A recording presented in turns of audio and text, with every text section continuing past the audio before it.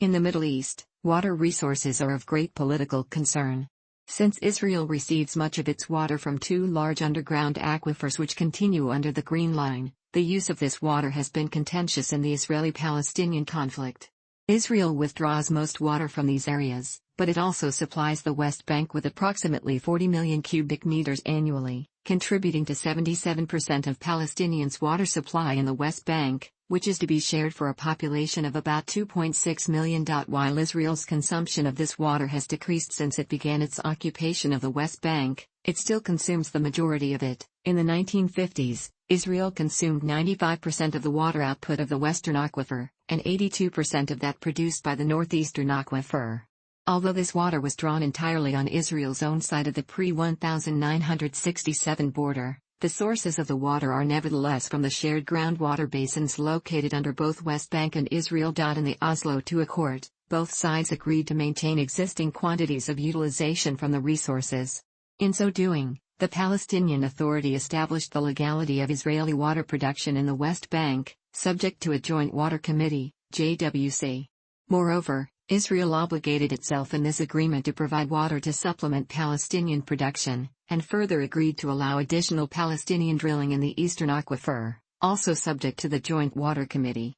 Many Palestinians counter that the Oslo II Agreement was intended to be a temporary resolution and that it was not intended to remain in effect more than a decade later.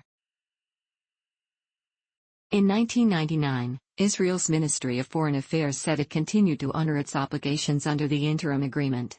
The water that Israel receives comes mainly from the Jordan River system, the Sea of Galilee and two underground sources. According to a 2003 BBC article, the Palestinians lack access to the Jordan River system. According to a report of 2008 by the Food and Agriculture Organization of the United Nations, water resources were confiscated for the benefit of the Israeli settlements in the Gore. Palestinian irrigation pumps on the Jordan River were destroyed or confiscated after the 1967 war, and Palestinians were not allowed to use water from the Jordan River system. Furthermore, the authorities did not allow any new irrigation wells to be drilled by Palestinian farmers, while it provided fresh water and allowed drilling wells for irrigation purposes at the Jewish settlements in the West Bank and Gaza Strip. A report was released by the UN in August 2012, and Max Gaillard, the UN resident and humanitarian coordinator in the occupied Palestinian territory, explained at the launch of the publication, Gaza will have 500,000 more people by 2020 while its economy will grow only slowly.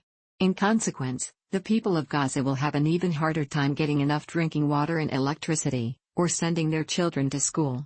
Gaillard, present alongside Jean Goff, of the UN Children's Fund, UNICEF, and Robert Turner, of the UN Relief and Works Agency for Palestinian Refugees in the Near East, UNRWA.